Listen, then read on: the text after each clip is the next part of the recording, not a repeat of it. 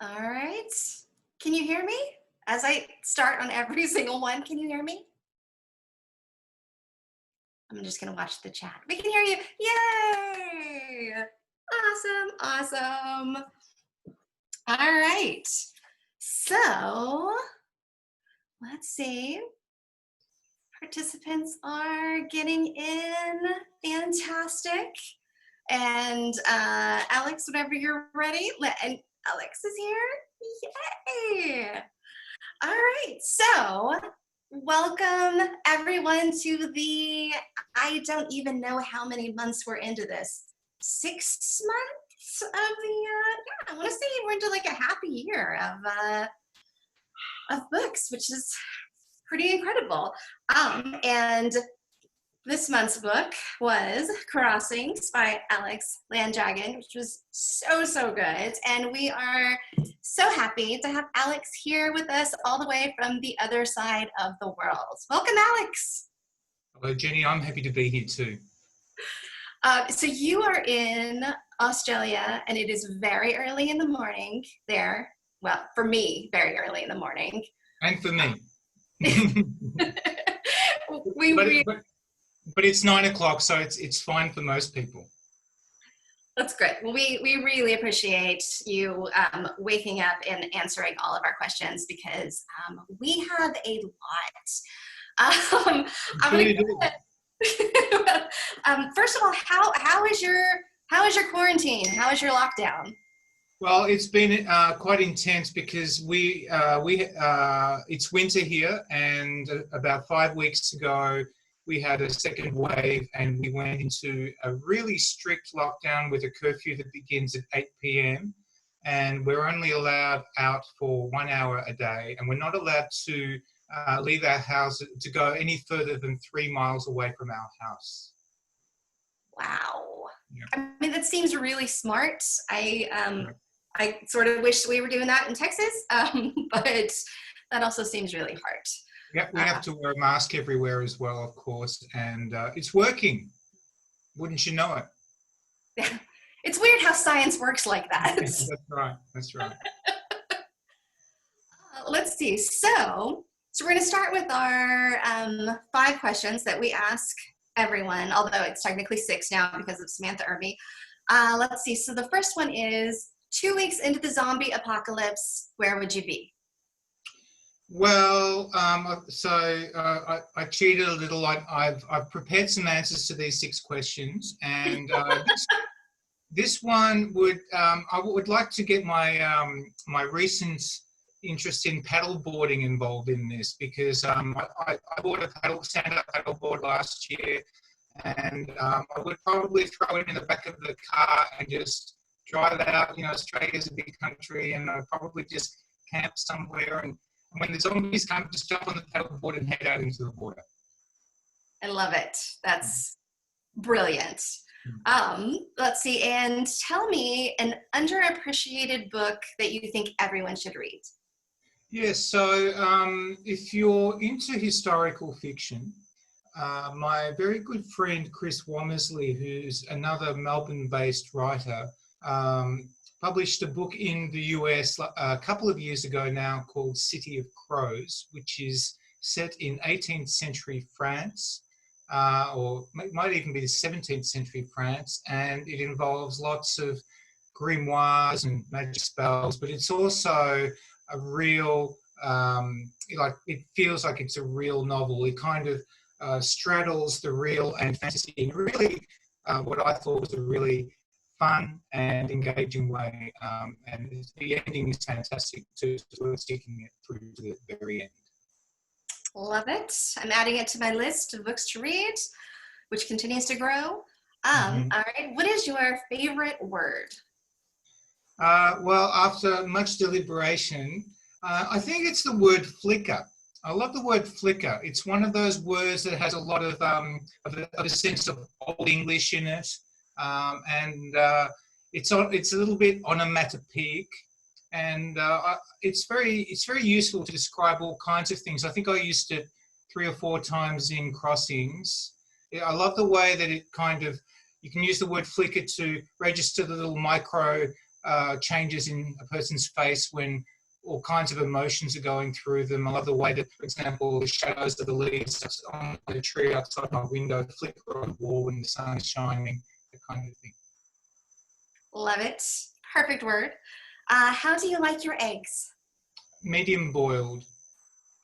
What does medium boiled? Well, it's when it's not runny and it's not hard. It's just it's squeezy, and if you squeeze it, a little bit of the yolk still kind of oozes out. That sounds like it's just not cooked correctly. I'm gonna have to try that, and then if I screw it up, then I'll just be like, no, Alex told me this is how it's supposed to be. And what would you want from the devil? A little bit of peace and quiet would be good. I think you're getting that now. So be careful what you wish for. Exactly. So we're gonna talk a little bit about like writing in general. And then I will give you guys sort of a pre-warning kind of thing of when we're actually going to get into spoilers. And I would say until we get into the end, but because you read this in a million different, or at least 2 different ways, there's not really an end because it just depends on how you're reading it. So we'll talk broadly first, and then I will give you a spoiler warning once we get in. Let's see. Oh, wait, I forgot the 6th question, which is, will you be my friend? Well, if you've read my book, you must have spent 20 or 24 hours reading my book. So we've already spent 20 or 24 hours in each other's company. So my response is, I think we already are. Okay, good. Yay. Let's see. Okay. So one of the first questions that I had was, you have all of these people who are real people who are in your book. Was there a legal issue? Were you afraid of like, can I use these people? Can I not use these people? Or is it all okay since they're dead?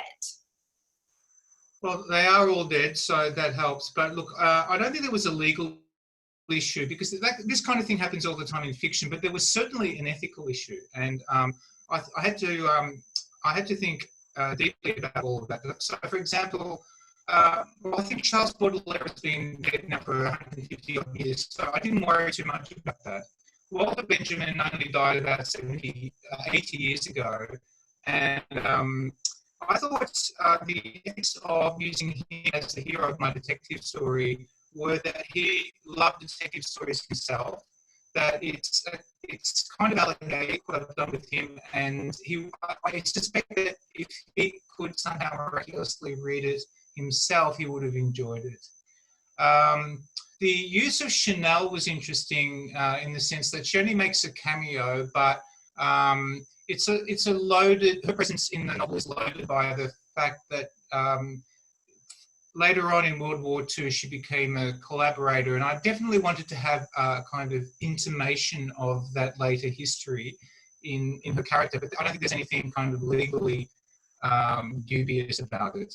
And I think I gave her quite a kind of, I hope, a kind of glamorous and almost swashbuckling kind of cameo. So, yes. Yeah. That's interesting. I didn't even realize that the detective was a real person. There were so many people, and I actually have a question that it's a little bit of a spoiler, so we'll get to that in a minute. You know what? I'm going to pause that one. I'm going to go to this next question instead. This book is massive in scale. I mean, there's so many people. It spreads over such a great time period in so many places. How in the world did you, first of all, come up with it, and secondly, keep it straight while you were coming up with it? Well, it was an obsession. The idea for it came to me at a very difficult time in my life.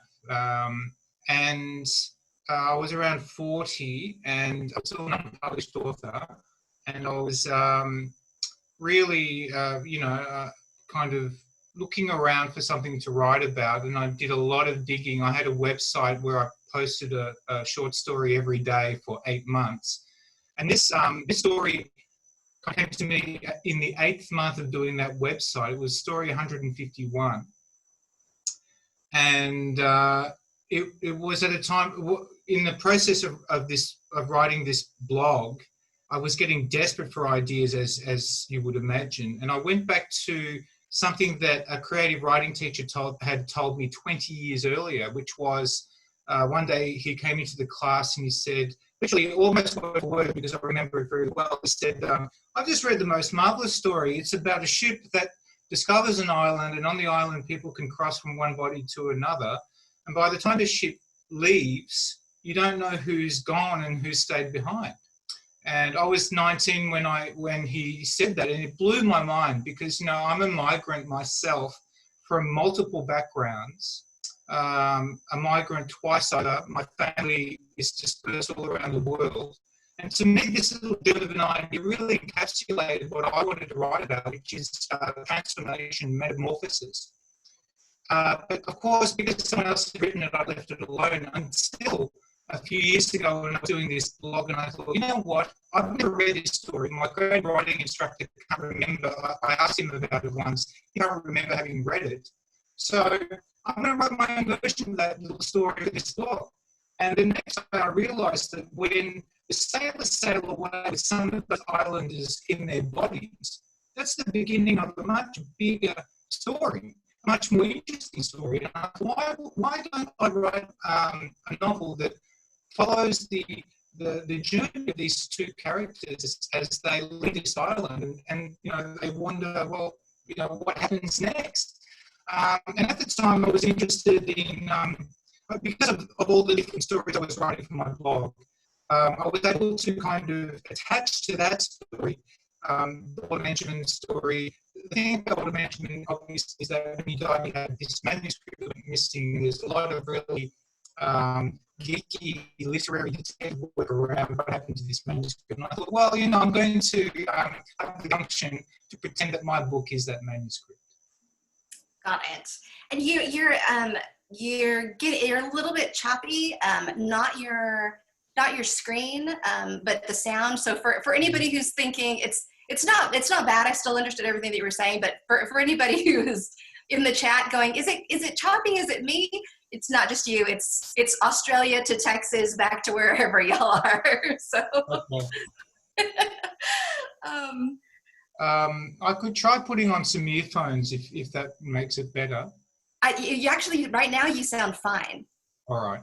So it might be the length. It seems like when you're a little bit closer to the computer or to the speaker, it seems like it's better. So I think that's. Let's see. It's what's really an interesting sort of aside is that. So the book itself is so experimental and unique and strange, and it's all about this, like, you know, found book or books. And what's really odd is that in all of the books that I pick for the Fantastic Strangelings Book Club, usually Elizabeth and I will go through and we'll go like, okay, here's 10 books that'll probably be good, and I'll read all 10 of them, and they all come from a specific place, like maybe a publisher or a reader will suggest it, or they all come from a certain place. And this book it just showed up in a box at Nowhere Bookshop, and I was just searching through the box and was like, oh, that's a cool looking book, and that's how it came to us. And so it was very interesting reading a book about a found and lost book that literally just showed up out of nowhere, and I have no idea how we got the advanced copy, but it was magic. There's been, I must say, there's been a little bit of a magical element to this book from the very beginning, from the circumstances of its genesis, which I just related to you, but all the way through. So after I got the idea for the book, obviously I realized I had to do a lot of research because I didn't know much about Charles Baudelaire. And I certainly didn't know, I mean, I'm a history geek, so I knew something about the 19th century, but I didn't know a lot. So I was living in Melbourne at the time, but I actually moved to France, to Paris, for about a total of 9 months, spread over 2 visits, so I could do the research. And I just kind of buried myself in libraries for all those months. And later on, I moved to the US as well and lived for a little while in New Orleans, and the traces of that are in the book as well. Yeah, it was a real immersion over about 4 or 5 years. Wow, that's amazing. So do you have, I always ask this question, do you have any tricks or tools that help you when it comes to writing? Well, uh, the thing that got me through this was I'd read somewhere early on in the writing of this that at Facebook they have in their office, in their HQ somewhere, they have a big banner that says "Done is better than perfect," and that was my motto, my slogan, my mantra. Because it was such a complex book, I thought the critical thing is just to get it done and then to fix the problems with it. And that's how it turned out. There was a lot of drafting involved, a lot of good stuff ended up on the cutting room floor, as they say. But it was always with this kind of idea that the process is important and just to honour the process. Got it. Okay, so I will say, if you have not finished the book and you don't want to be spoiled, then you may want to log out, and we'll upload all of this on YouTube so you can watch it later. Or if you're like me and have literally no long-term memory, you can just watch this and then like a week later be like, I have no idea what happened, no idea. I'm like that too. Yeah, right. I had such a good time reading this and such a hard time reading this, because I'm sure you probably can't see this, but it is filled with just my little notes of like, who's this? Who's this? Where's this person? And so I basically made this ridiculously long flowchart, and just to, kind of keep all the people together. And I actually read it 3 times. Once all the way through, once with the Baroness way, and then because I read this like several months in advance, I read it again right before just to be like, wait, what happened? And every time I would pick up something new. So well, good job. thank you. I mean, that's, to me, the highest compliment anyone can ever pay a book is to read it a second time. So thank you for that. I see that you have an advance there. I think in the final hardback edition that most people would have, there's a cast of characters. Oh, get out. Yes, there is. I asked them to insert that. What you have there is basically a copy of the Australian edition, which came out a year ago. There's a cast of characters at the back of the hardback edition in the US, which is designed to help people precisely in your predicament. And it's Alula and Kawahu's characters only. Got it. Okay. Well, so you don't want to give anything away. Yeah, some of the questions that I have, then you may go like, "You're an idiot if you would have seen that." Okay. The thing is with Crossings that I was really interested in writing something that was both commercial in feel, but also experimental, because I think at the moment in fiction that the gap between so-called serious literature and so-called commercial literature is too wide, and we really do need to try to bring the two together because they should belong together. And all through the 19th century, there was no difference between serious and commercial literature. That was unthinkable to people like Charles Dickens and Herman Melville. So I see people in the chat asking this question. And by the way, if you have questions, you can put them in the Q&A, or you can put them in the chat. is going to send me some of the best ones, and I'll be asking him in the probably, I don't know, maybe 7 minutes or so. We'll start the Q&A part. A lot of people have asked this question, and I had sort of the same thing of, do I read it, chronologically? Do I read the Baroness? For me personally, I read it chronologically the first time. I did the Baroness almost immediately afterward, and I think it was too quickly afterward because I knew everything, and so I was like, wait, what am I not supposed to know? Do you have a suggestion as to No, which one? no, I don't. The great thing, one of the great things about that structure is that, people say, which is the better sequence? I mean, I have some theories, but at the end of the day, no one will ever really know, because you only read a book for the first time once, and every subsequent reading is tinged by your first experience. So, but I would say this, I think reading it conventionally is a slightly easier experience, but it's a little bit drier and more cerebral, I suspect. And the Baroness sequence, I think, is more challenging, but it's more, I think it's a little bit more emotionally rich, because the stories are pinging off each other, and there are all kinds of connections that the reader can make in their mind. Got it. So one of the things that we talked about before, and I'm coming back to, is the real people. First of all, I don't know if I'm going to pronounce her name right. Jean Duval. Yes. I was so sucked into everything about her, to the point where I went and started looking up articles and are there other books about her, and every single character that I looked up, I would think, oh, okay, I know a little bit about them. I know about, Coco Chanel. And then I'd get in and I would be like, she's a Nazi collaborator. Yeah. And, I thought that was so fascinating. Were there any, real life characters that in the end you decided to cut?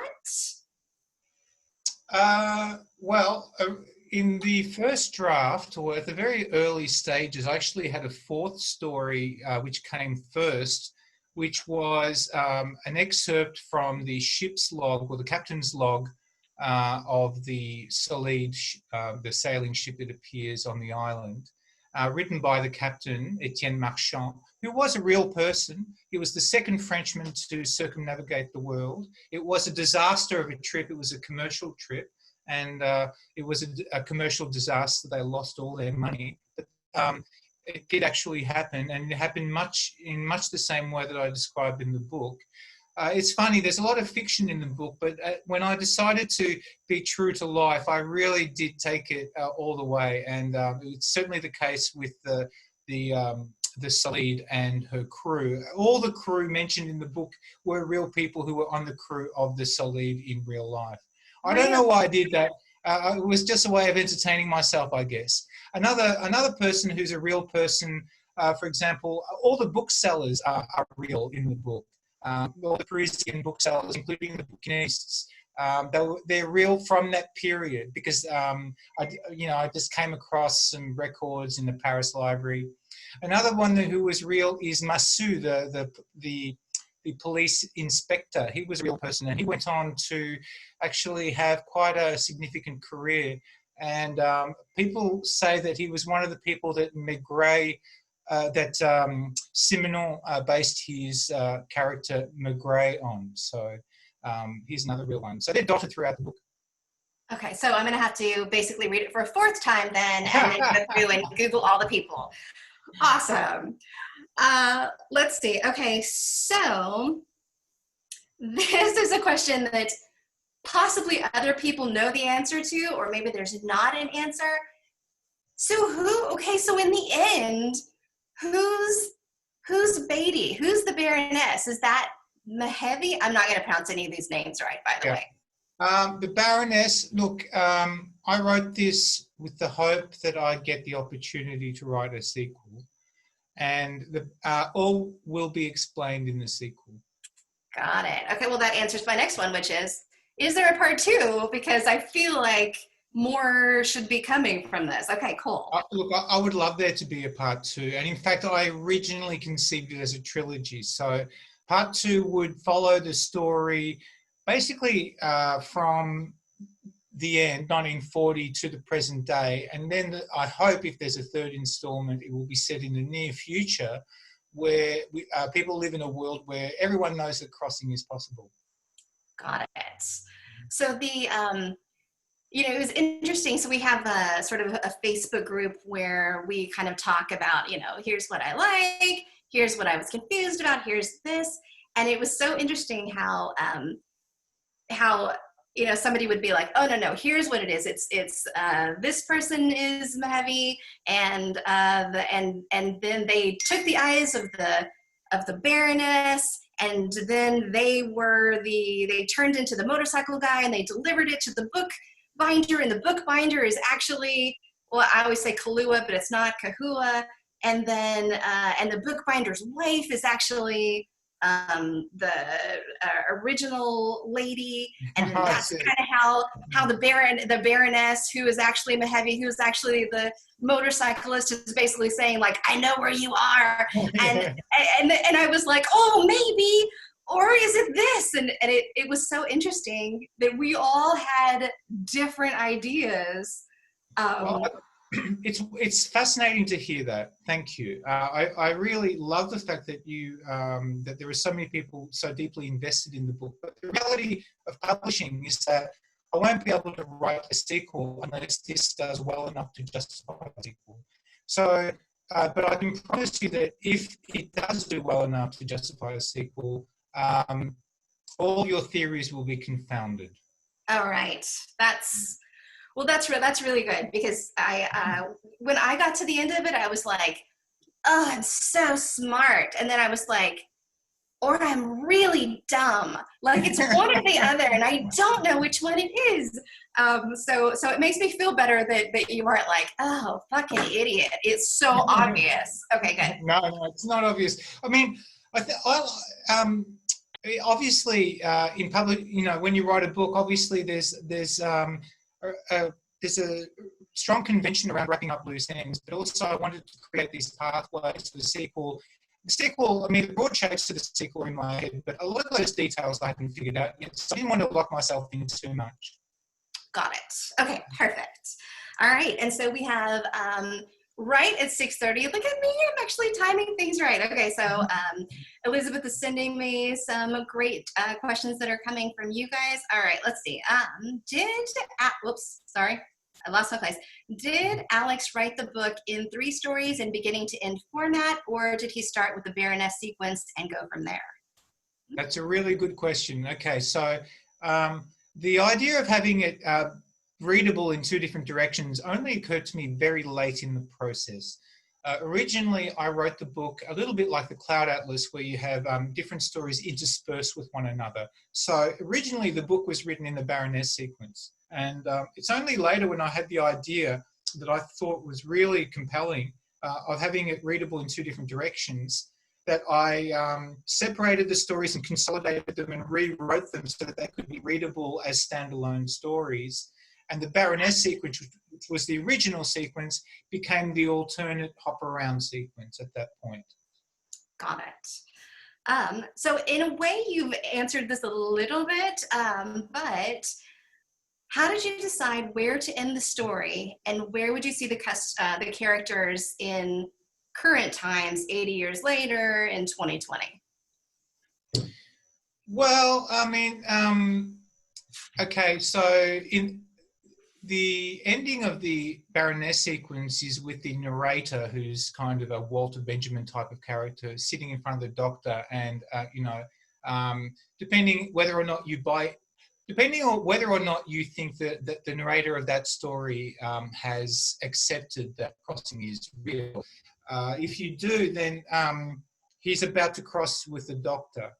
I really like that ending, and that was the original ending of the book. I love the idea of a man who's kind of been defeated by hatred, looking his enemy in the eye, and then, if you buy into the conceit of the novel, about to occupy his enemy's body. But of course, when I separated, when I split the reading sequences, I had to come up with a different ending for the conventional way of reading it. And of course, I really like the idea of almost in a Casablanca kind of way, two lovers separated by history and promising each other they'll meet again at a later stage. So that alternate ending also made sense to me. I can't remember if that actually answers your question. No, I think it absolutely does. Right. Let's see. You've already answered that one. Let's see. Way to go, history nerds. I had no idea there were so many actual historical figures in this. Please, though, how do you pronounce the name of the island? Oh, I just say Waiti. Oh, all right. Love it. Yep. Let's see. Yeah, there's lots of calls for pronunciation guides, which is good because I made up my own pronunciations. So I grew up with, I was born with the name Landragin because I'm French originally. I was born in the Champagne district, a couple of hours from Paris. And we moved to Australia when I was a kid. My father was a winemaker. And of course, Landragin was impossible to pronounce for Australians. And so I ended up kind of opting for Landragin as a pronunciation. So I am very sensitive to the difficulties of pronunciation. And I admire you for having taken the book on, despite all these sometimes unpronounceable names like Jean-François Feuille. I know English speakers often really struggle with the French double LE words, you know, that you go œil. So Feuille was a tough one, but Jean-François Feuille was another one of those characters who was actually a real life character. He was a minor portraitist working in Louisiana in the 1830s. It was perfect. And so I had to use him and I thought I should keep his name. That's awesome. Let's see. I think you've already answered this one. All right, so in the prologue, the Baroness left the sequence behind. So was that her intended way of binding the book? Yes, that's what I'm hinting, but of course it's unknowable because she dies before she can give those instructions. But obviously she's intimately familiar with the book for some reason, and she has her own preferred sequence. Yeah. So this is probably a dumb question, but the bookbinder decides not to use her idea of binding and instead does the, I want to say, sad horse skin binding. Is that? Yeah, that's right. That's right. Why is it really made out of horse skin? Is that why it's sad? Well, I mean, I've got actually no idea. It's just like the Frenchism is peau de chagrin, skin of sorrow. Maybe it's got something to do with the lives that those horses led. I've got no idea. That's a really interesting question. The interesting thing is in Paris, bookbinding is still actually like a really kind of, is one of those traditions that they've really kept alive in a very strong way. There's even a technical high school that's dedicated to teaching the students how to be bookbinders. Really? That's fascinating. I follow some people on Instagram who are bookbinders, and I find it so beautiful the way that, I mean, they're like hand sewing each of the, like, it's just so, like, some people like watch slime being made, and I watch books being bound. So, well, I mean, even the marbled paper that you get inside the front covers of those books, there's a huge, I mean, I love watching YouTube videos of how they make that because that's fascinating as well. Yes, yes. The I don't remember the name of it, but there was this thing that they used to do where, so like if you were looking at the book this way, it would look like just kind of marbled, and then if you moved it this way, it had this like hidden picture in it. Oh, wow. And yeah, and when my last book came out, or is coming out, I was like, hey, can we do that? And they were like, that would be so fucking expensive. No, we can't do that. I was like, but it'd be real cool if it said like, you should buy this book. And they were like, no, we're not going to do that. So I tried. It's a fine. Exactly. Maybe we'll just do a couple of them, and then we'll just see. We'll just put them out there. Yeah. Let's see. Dun. Sort of done that one. All right. So how or why did you choose Arthur, I'm going to say Kessler, as the neighbor that Walter impersonates to meet Coco Chanel? Because they actually were neighbours. So the narrator in City of Ghosts, in that section, is, supposedly Walter Benjamin. Obviously, it's not Walter Benjamin. It's not a true-to-life account in some crucial ways, but in a lot of other ways, it is true to life. He really did live in that apartment in that part of town, and Arthur Koestler really was his neighbour. Arthur Koestler was a prominent mid-century Hungarian journalist who went on to, he escaped the war and ended up in the US and wrote some classic books himself. And so I couldn't resist the temptation to use him and to insert him into the novel as well. But also to give people a sense of the kind of intellectual atmosphere that was at play in Paris and in Marseille at that time, where you had all these Eastern and Central European intellectuals fleeing fascism, and they were all kind of mixed up together and trying to save their own skins, really. Yeah. A lot of that culture, unfortunately, was wiped out by the fascists, and so I hope that my book is a little kind of act of nostalgia for a lost world. Yeah.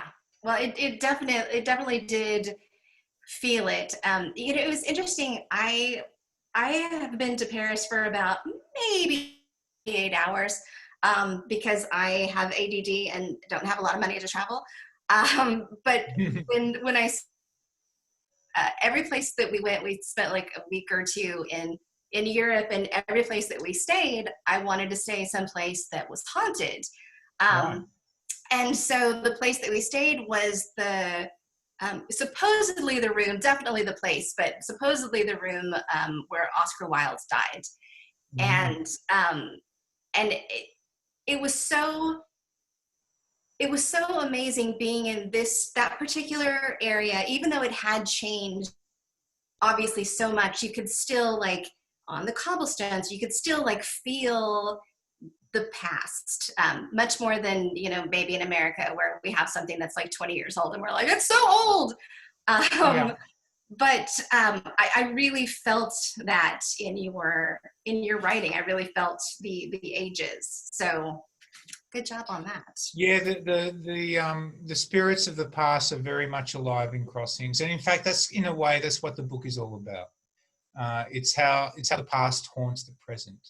Yeah. And like the fate of the Alula character, where she, I think we're in spoiler zone now, but where she really becomes entangled in the complications and consequences, the complicated consequences of her past actions, and she kind of, in a sense, becomes a hostage to her past.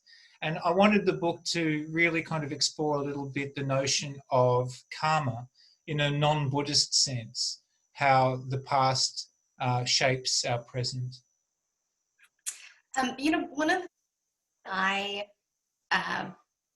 felt as I was reading the book, and I may be bringing too much into it, but during the times when is it Alua? Is that? Yep. Okay. When Alua and Mehevi were together and they knew each other, that they like hated each other, and they could have at any time killed each other, but then they just continued to just be close and stay together. And it reminded me a lot of Mary Shelley's Frankenstein, about, you know, Victor Frankenstein and the monster, and how they'd clash, but they'd come together. And every time I'm like, you want to kill him, why don't y'all just kill each other? Yeah. And instead they stay together and get more and more dysfunctional, and more people die. And I kept going back to, like, that's what it reminded me of. Yes, and in fact, you might remember that in the Fay chapter on the plantation in Louisiana, there's a section where his poor wife Hortense, reads from Frankenstein, and so yes, I'm glad you picked up on that, because that was definitely part of what I wanted to bring to life about their dynamic. Those two, they love each other, but they also hate each other. But also they're reflections of one another. They're like, and I'm saying this again from the point of view of someone who has a lot of migration in their history. They're like an old married migrant couple who kind of hate each other, but also they're the only people in each other's lives who could possibly understand. But part of what's interesting about the relationship between Balthazar and Artopolis, who are those two characters, they're the next incarnations of those two characters, is that there's also a kind of a sexual element, a kind of undisclosed and unspoken sexual element to that relationship as well. So if you want to read it from that point of view, a little bit more of a subversive queer point of view, then there's that level that adds to the complication as well. They're dandies. They're like early 20th century dandies in the Proustian kind of tradition. Exactly. You know, one of the things, as I was reading it, about halfway through, I thought, I'm so fascinated by these characters, but I don't really like them very much. Like, they're kind of, they're sort of vampires in a way, you know, like they just go about their lives and leave this wake behind them. And yes. So was that a purposeful? Well, it was definitely intentional. It was a risk, because I know the conventional wisdom is that you need characters that are likable, but these are complicated people. I mean, again, we're talking in a coded way about migration, and a lot of migrants, in my experience, the act of migration is such a profound one, in a way that's not often spoken about. A lot of migrants, as they age, they become cantankerous. A lot of them become quite grumpy, especially I'm talking about my Armenian side.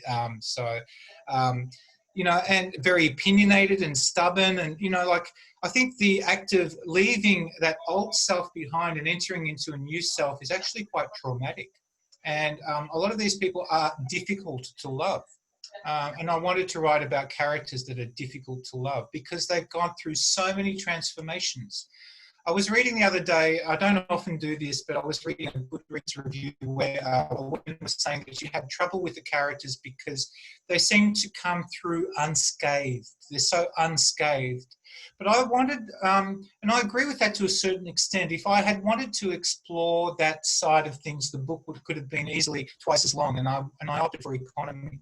But I also wanted to suggest a certain kind of accumulation of trauma with these people, especially the Alula character, because by the end she's crippled by doubt and guilt, and she becomes a little bit of a tragic figure, I think. Yeah, I mean, I think that definitely comes across. And one of the things that I thought was an interesting parallel is that the actual historical characters, the more that I read about them, of, you know, Baudelaire and Jean Duval, and I mean, so many of them are really complicated and problematic. And even like the ones that I'm like, oh, I love this character so much. And like, as a real person, I would look and I would be like, oh, it's so fascinating. And then I would read this one thing and I'd be like, oh, that person's real fucked up. Yep. And that's, I mean, that really is the way, you know, humankind is. Yeah, well, that's right. And I think in literature, obviously there are different kinds of heroes in literature, and a lot of the time we want heroes that are kind of morally kind of simple. But I really like the kind of the tradition of heroism in literature where the hero is complicated and the hero has some tragic flaws. Almost the Shakespearean kind of notion of the hero as somebody who is undone by their flaws. Yes, yeah.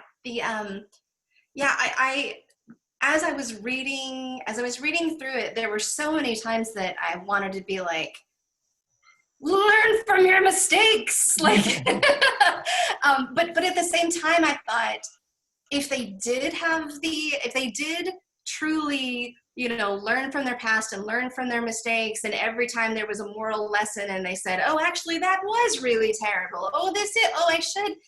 I, I don't think they would continue to live if they Exactly. experienced So that level of.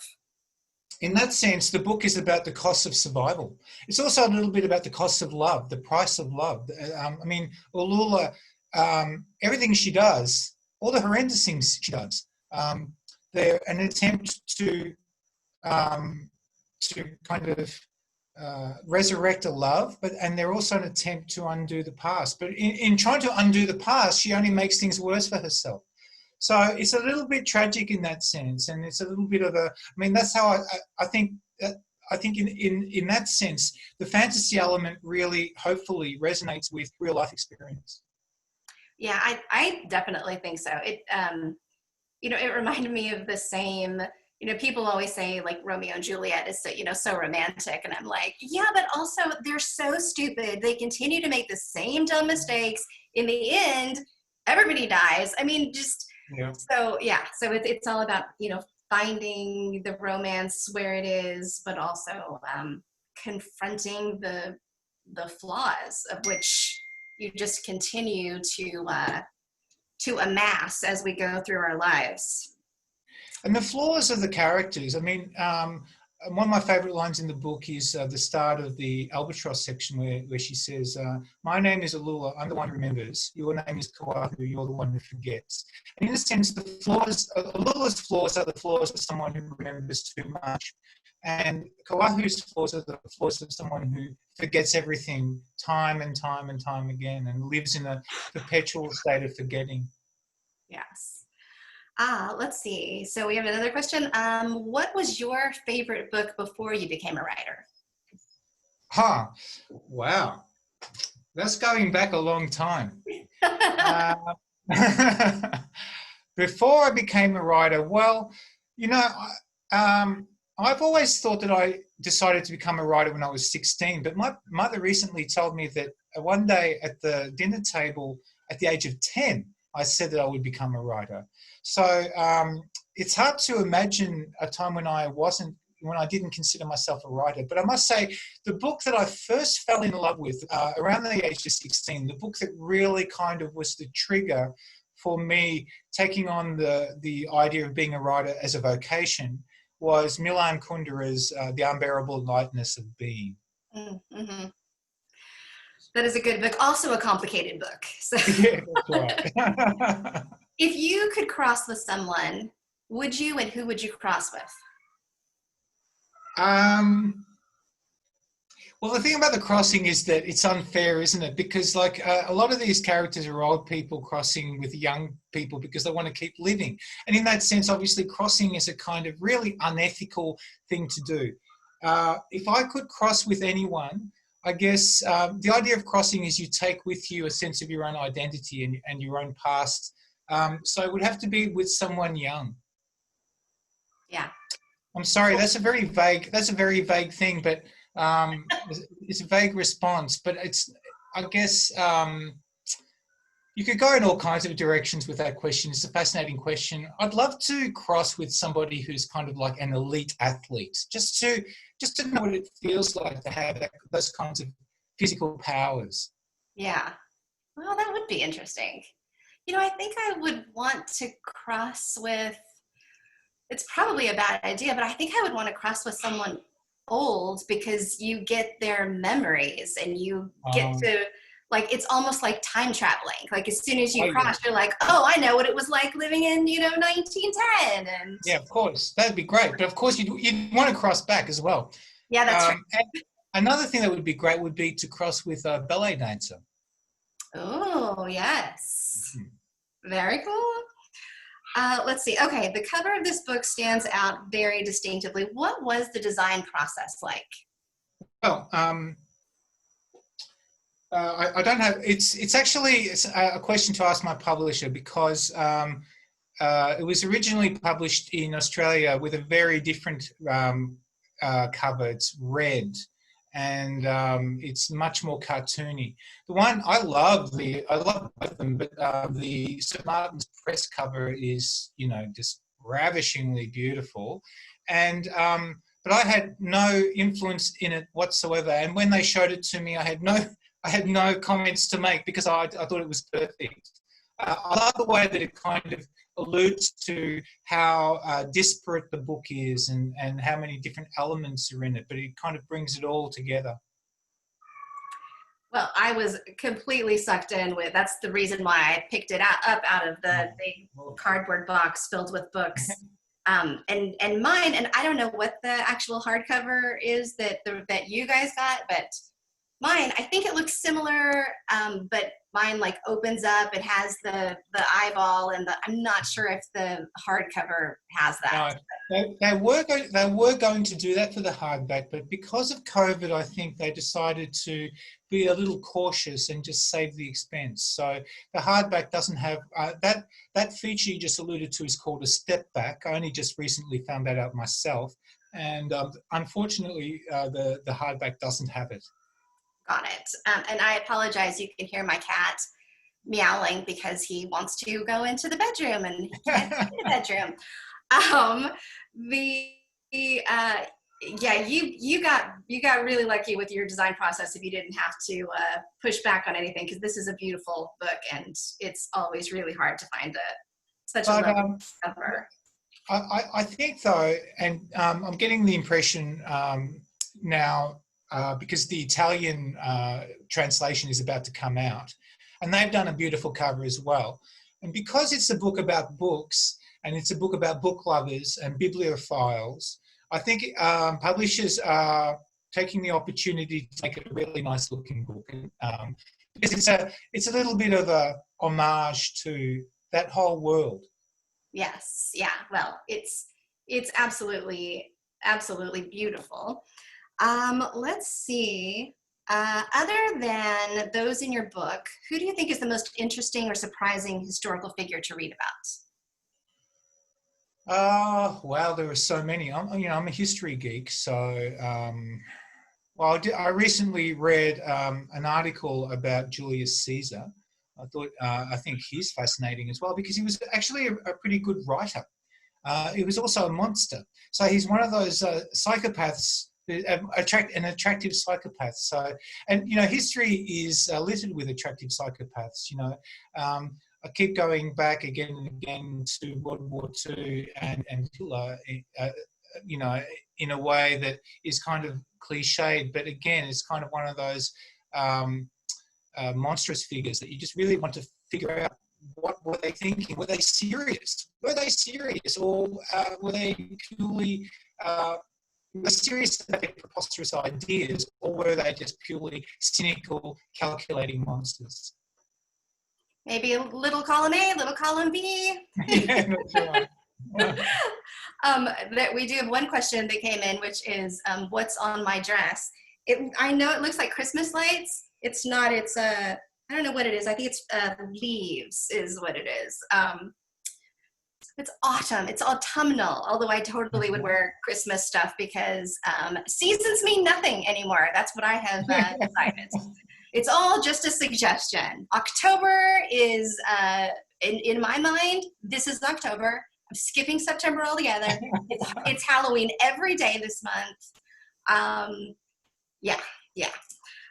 Let's see. So we're down to our last few minutes. So I just wanted to say, first off, thank you so much. First off, thank you for writing this book because it was so good, so interesting. It also really was wonderful because during COVID, a lot of books are not coming out, and it was funny how I had like a whole bunch of books, and then all of a sudden it was like, oh, I had 20 books to pick from, and then all of a sudden it was like, no, you only have 10, and I was like, you know what, it doesn't even matter because I picked this one that I found in a box. But I'm really glad that it came out, and I'm thank really you glad so you much did. for Thank coming. you. Well, I mean, it's an absolute pleasure. I could talk about crossings for many, many more hours. It's a real, it's one of my favorite topics of conversation. Unfortunately, my friends have kind of, you know, they now when I talk about it, they look at me with deadened eyes. But so I'm always grateful to talk about it. But I'm especially grateful that you read it because it's a challenge. I know it's a challenging book. I know it's got a little bit of a page-turning quality to it, but it also really challenges readers on some levels. And I'm always honoured when people take the time to read it, especially when they read it a second time, and in your case, a third time. That's just amazing. Thank you so much. Well, it was absolutely my pleasure. It was a great book. It was definitely the most complicated book that we have had in the, I think earlier I said 6 months, but actually 9 months is how long we've been doing this. But it was completely worthwhile. And I think it's really interesting. I was really afraid on this book because I was like, people are either going to really love it or they're going to be like, why did you give me something so complicated in the middle of quarantine when my mind is fried? And so many people were like, this is the best book of the whole thing. Wow, So good yeah. job. Thank you. And do you have a sense of how, you know, what proportion of of your readers read it in the Baroness sequence? Based on what I saw in the comments, I would say probably 40% read it in Baroness. And did you get a sense of how you know, whether one sequence had a higher strike rate of people who enjoyed the book than the other? I've been like browsing the chat as we went through, and I saw so many people who were like, Baroness sequence for the win. So I do think that a lot of people who started it that way enjoyed it. And I know when I read it the second time, even though I felt like I've read it too close together, I did enjoy the way that the Baroness sequence ended. Like the actual end, that I was like, oh, that's really, oh. It's a good end. Yeah, It really sure. is. But I mean, one of the interesting things is that you can read that when you're reading it conventionally, you read that scene and hopefully it's a good scene, but when it's an ending, it seems to have much more power. And I guess that's part of the reason why I wanted to structure it in two different ways, is to show people how much context means. Absolutely. What a difference context makes. Yes. Well, you did it. So congratulations. And thank you Thank so much for joining us, even Thank you. early in the morning or mid-morning, I guess. Super appreciate it. Everybody, thank you for joining us today. And we'll put this on YouTube. So if there's any part that you missed, you can watch it there. And next month is Andrea Stewart's The Bone Shard Daughter, which is really, really, really good and is getting a lot of recognition. Great world building and epic fantasy, very, very good. And I just picked out the next book for next month, but I won't tell you what it is because I know it can be overwhelming to think of 2 books having to be read at the same time. But oh my God, it's so good too. I'm so excited about it. Elizabeth was like, stop talking about books. You're giving him too much. But oh, it's so good, y'all. You're going to love. Anyway, so thank you to everyone and good night and be safe and wash your hands and I love you guys all. Bye. Thank you. Bye-bye. Thank you.